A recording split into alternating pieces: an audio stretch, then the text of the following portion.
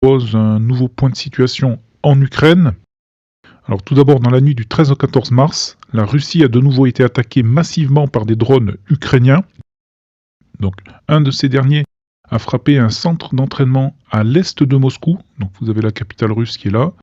Et le drone a frappé ici donc un bâtiment dans le centre d'entraînement même de l'armée russe. Et en termes de distance,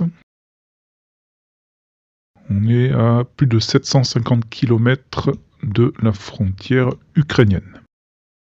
Donc la plupart des drones ont été abattus par la défense aérienne russe. Néanmoins, certains comme celui-ci ont atteint leur objectif. Objectif qui a également été atteint à l'est de la mer Noire, et plus précisément sur la raffinerie de Tuapse, qui se situe ici. Et dans cette attaque, ici, ce réservoir exactement a été détruit, donc dans la nuit du 13 au 14 mars. Et un incendie s'est ensuite propagé sur 1000 m².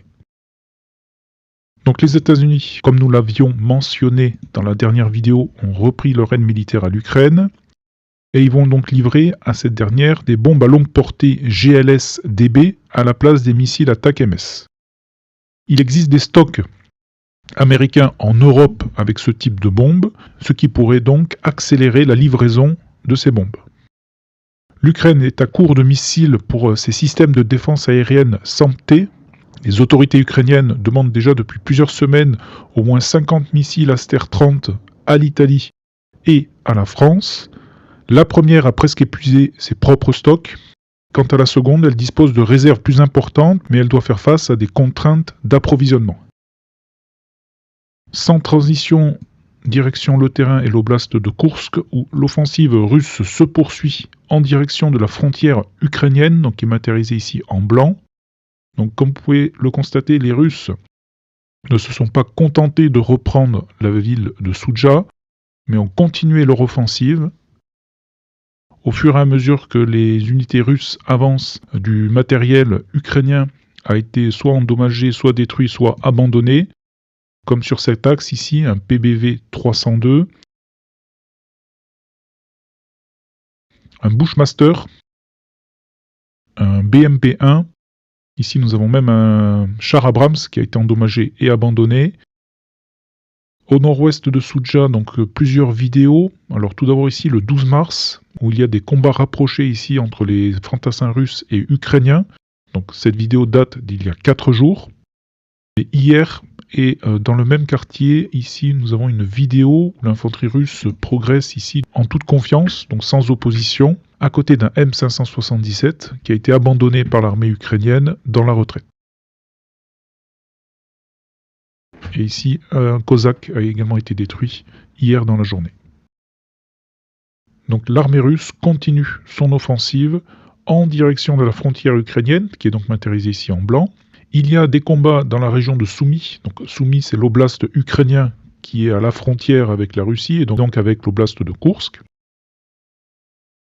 Et il y a des tentatives donc d'avancer dans le village plus précisément de Bassivka, ici, donc qui est un village ukrainien dans lequel l'infanterie russe a tenté plusieurs fois donc d'y pénétrer. Notamment dans la journée du 13 mars, ici, nous avons de l'infanterie russe qui débarque du matériel depuis un quad. Dans la même journée ici, 4 soldats russes trouvent refuge dans ce bâtiment ici, qui est ensuite attaqué par des drones kamikazes ukrainiens. Et hier dans la journée, toujours dans ce village, une position de l'armée russe y a été bombardée. Donc le village de Bassivka est actuellement disputé. Le contrôle ukrainien dans l'oblast de Koursk donc est ici, donc il clignote, et nous sommes environ à un peu moins de 80 km² de terrain sous contrôle ukrainien en territoire russe. Des rapports font état d'attaques de l'infanterie russe sur Guevo, mais je n'ai pas trouvé de confirmation visuelle sur cette information. Et au nord de ce village, ici, c'est un M113 qui a été détruit par un drone kamikaze russe dans la journée du 14 mars. Donc l'offensive russe sur Soudja continue, et il apparaît clairement que les Russes vont maintenant pousser jusqu'à la frontière, et comme le président Poutine leur avait demandé, traverser la frontière afin d'y établir une zone tampon. On va maintenant se diriger sur les autres parties du front. Alors sur Kharkov, ici, aucune modification des zones de contrôle. Un T-62 russe ici a été détruit par un drone kamikaze le 10 mars. Et dans la ville de Vovchansk, ici, c'est l'usine de granulats qui a été bombardée par les Russes hier dans la journée. Usine qui, pour rappel, est sous contrôle de l'armée ukrainienne. Direction le front de Luhansk, et sur la partie nord ici, un Bodana. C'est un canon automoteur ukrainien, a été détruit par un Lancet. Et ce canon automoteur ne se situait pas très loin de la frontière russe, comme vous pouvez ici le constater. Il a donc été détecté et détruit dans la journée du 14 mars. Les Ukrainiens font état d'une attaque sur le village de Friolivka. Et d'après ces derniers, le village est passé sous leur contrôle. Information non confirmée par l'adversaire. Et aucune confirmation visuelle n'a été pour l'instant publiée par la partie ukrainienne. Donc à mon niveau, je laisse ce village dans la zone grise. On continue le long du front de Luhansk. Ici, dans le village de Zarizovie, une position de l'armée ukrainienne a été bombardée le 15 mars. Et souvenez-vous, dans la vidéo précédente, c'était une position russe qui avait été bombardée dans ce secteur. Donc je le laisse dans la zone grise. On continue le long de la ligne de front. À l'est de Kopanki, et plus précisément dans le village de Nadia, plusieurs blindés ukrainiens sont passés à l'attaque dans ce secteur. Et ils ont été accueillis par un puissant barrage d'artillerie qui leur a obligé à faire demi-tour ici. Et de l'infanterie a été débarquée ici avant que les blindés ne se retirent. Donc ici, extension de la zone grise en défaveur de la zone sous contrôle russe. Un petit peu plus au sud, là également des attaques ukrainiennes avec plusieurs blindés. Et là encore, ces blindés ont été accueillis par l'artillerie russe qui les a forcés à faire demi-tour également. Mais cette attaque ici leur a permis de sécuriser ce village ici qui était précédemment dans la zone grise. Et ici, donc, ça leur a permis de sécuriser un peu moins de 4 km² de terrain. On continue sur le front de Luhansk. Au nord de Terny, cette fois-ci, ce sont les Russes qui se sont emparés du village de Novolyubivka. À l'ouest de Terny, un BMP-2 russe a été détruit le 12 mars par un drone kamikaze. Et au sud de Yampolivka, ici, c'est un BMP-1 ukrainien qui a également été détruit par un drone kamikaze, mais russe cette fois-ci. Dans la région de Siversk, ici au sud de Bilorivka, un char russe a été détruit le 11 mars par un drone kamikaze. On continue sur les arrières ukrainiennes ici. Un canon automoteur a été détruit donc de l'armée ukrainienne. Alors, il pourrait s'agir d'un Panzerhaubitze 2000 ou d'un Krab, je ne suis pas sûr. Et là également, je ne sais pas s'ils ont été détruits par l'artillerie, par un tir direct ou par un drone kamikaze. En tout état de cause, ici, un canon automoteur ukrainien a bien été détruit. Toujours sur le front de Siversk, ici, au sud de Sakko-Ivantsety, les Russes ont lancé une attaque sur le village de Vasyukivka, qui se trouve ici. Leur infanterie a été bombardée dans le village le 13 mars, donc jour de l'attaque. Et dans cette attaque, ici, ils ont perdu 3 BMP qui ont été détruits par l'artillerie et les drones kamikazes ukrainiens. Pas d'informations depuis le secteur de Chassifiar. Au sud de Chassifiar, ici, un T-90 qui avait été capturé par l'armée ukrainienne a été détruit par un drone kamikaze le 11 mars. Au sud de Klishivka, ici, les Russes ont nivelé la ligne de front en prenant le contrôle du village de Andriivka. Ces derniers ont également passé le canal ici qui faisait office de ligne de front à l'ouest de Ozareanivka. Les Russes se sont emparés de cette tranchée qui se trouve ici, qui apparemment a été abandonnée et ensuite a été bombardée par les Ukrainiens avec l'artillerie et leurs drones kamikazes. Mais cela a eu pour effet d'étendre la zone grise à l'ouest de Ozareanivka. Dans la ville de Toretsk, les Ukrainiens sont toujours présents. Comme vous pouvez le voir ici, plusieurs de leurs positions ont été bombardées et géolocalisées le 14 mars. Mais également ici une position de l'armée russe qui a été attaquée par des drones kamikazes hier dans la journée. Et dans les combats ici, un M113 qui était abandonné a été détruit par un drone kamikaze russe le 14 mars également. Pas de modification sur Toretsk qui reste disputé. Au sud de la ville ici, un BMP-2 russe a été abandonné. Nous arrivons maintenant sur le front de Donetsk et plus précisément dans le secteur de Tarasivka ici, où les Ukrainiens ont perdu 3 blindés dans la même journée du 14 mars. Ici, un M113 et ensuite 2 Cosaques qui ont été donc détruits par des drones kamikazes russes. Sur le front de Pokrovsk, ici, il n'y a aucune modification. Lissivka, Shevchenko, Pichanier, Kotlinier restent disputés. A noter qu'au nord de Pichanier, ici, une position de l'armée russe a été bombardée le 13 mars dans la zone grise. Un petit peu plus à l'ouest ici, aucune modification. Un T-80 ukrainien ici a été détruit le 14 mars par un drone kamikaze.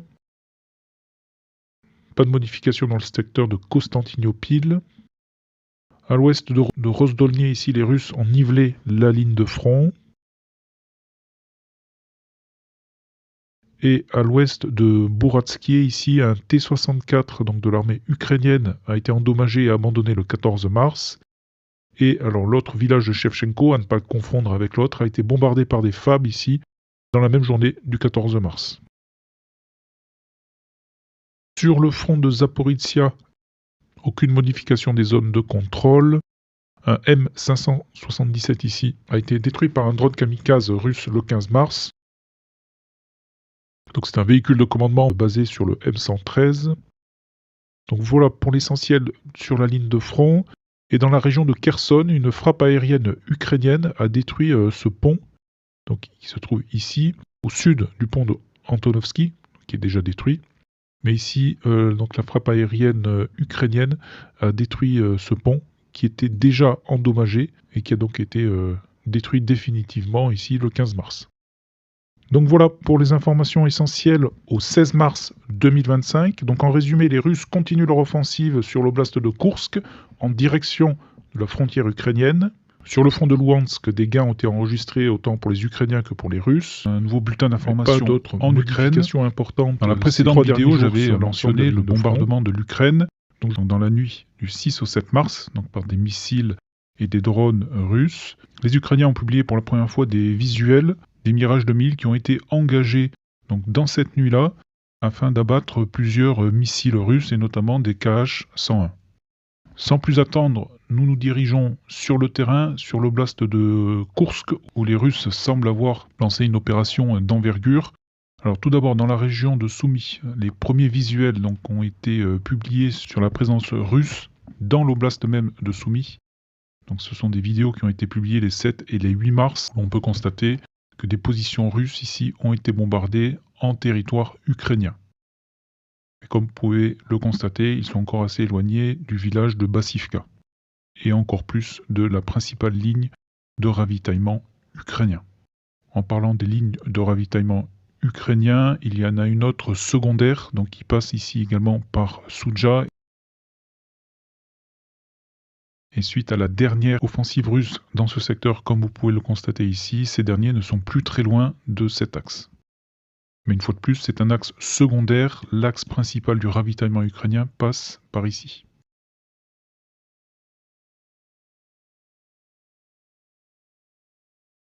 Les Russes ont terminé de prendre le contrôle du village de Lebedevka ici.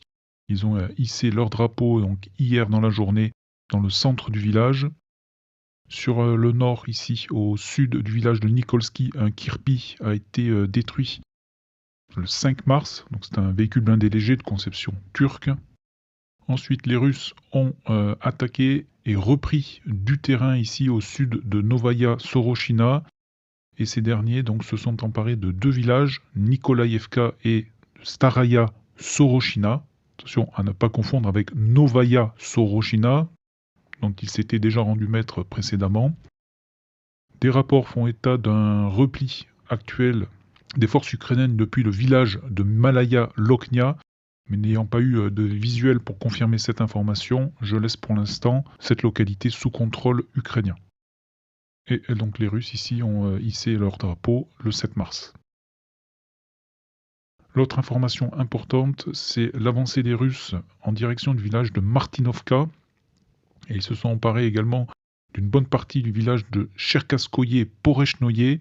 Alors c'est un village qui est étendu sur sa longueur, comme vous pouvez le voir ici, et il reste une partie sud ici, encore dans la zone grise. Mais la majeure partie de ce village est maintenant sous contrôle des Russes. Et ces derniers se sont donc emparés également du hameau de Kruglik ici et menacent actuellement Martinovka. Et ici, ils ont repris à peu près 40 km² de terrain. Sur la partie sud, aucune modification des zones de contrôle. Maintenant, nous allons nous diriger donc sur le secteur contrôlé par les Ukrainiens. Une frappe de missile Iskander a été effectuée ici au nord-ouest de la ville de Soudja. Une vidéo qui a été donc publiée ce matin. Ensuite, en même temps que les Russes ont lancé plusieurs attaques sur l'ouest, le nord et l'est, une opération commando a été réalisée en utilisant un gazoduc. Alors, je l'ai matérialisé ici en gris, que les forces spéciales russes ont emprunté pour pouvoir donc surprendre leur adversaire. Si on part du postulat que les Russes sont entrés dans ce gazoduc, dans une partie du terrain qu'ils contrôlaient, donc par exemple à l'est de Pogrebki, et si on prend les dernières vidéos où des soldats russes sont bombardés ici, donc juste après être sortis de ce gazoduc, et suivant donc ces informations, les forces spéciales russes auraient donc progressé sur environ 20 km à l'intérieur de ce gazoduc. Mais imaginez-vous progresser dans ces conditions sur 20 km. Alors ce n'est pas la première fois que les Russes utilisent ces gazoducs ou les égouts pour pouvoir surprendre les positions ukrainiennes. Donc rappelez-vous, au sud de Avdiivka, ils avaient déjà employé cette tactique. Et donc les forces spéciales russes sont sorties donc, de ce gazoduc au nord de Soudja, donc ici exactement, où ils ont été donc bombardés hier dans la journée. Les Ukrainiens ont également bombardé ce secteur avec des obus à fragmentation, toujours dans cette journée du 8 mars. Selon différentes sources, l'opération a été un échec, tous les soldats russes auraient été donc éliminés, et d'autres sources affirment que les combats sont toujours en cours et que l'opération est un succès. Néanmoins, il faudra attendre plusieurs jours pour pouvoir tirer des conclusions de cette opération. Mais en tout état de cause, une fois de plus, les Ukrainiens ont été surpris par cette opération commando, puisque les soldats russes ont surgi derrière leur ligne défensive. Au nord de Soudja, les Russes ont bombardé ce pont ici et l'ont détruit avec une FAB 3000, ici exactement. Et sur Soudja même, ici nous avons un Bradley qui a été détruit le 3 mars par un drone kamikaze russe. Un petit peu plus au sud ici, c'est un BTR ukrainien qui a été endommagé par un drone russe également. Et à l'est de Soudja, ici, un convoi de véhicules légers a été bombardé par les Russes hier dans la journée. Et sur les vidéos, on peut donc apercevoir plusieurs véhicules civils stationnaires et bombardés par les Russes. Donc il est possible que ces véhicules légers aient été utilisés par les soldats ukrainiens pour se déplacer. Donc voilà, situation particulièrement dynamique sur l'oblast de Koursk où les Russes ont lancé une opération d'envergure.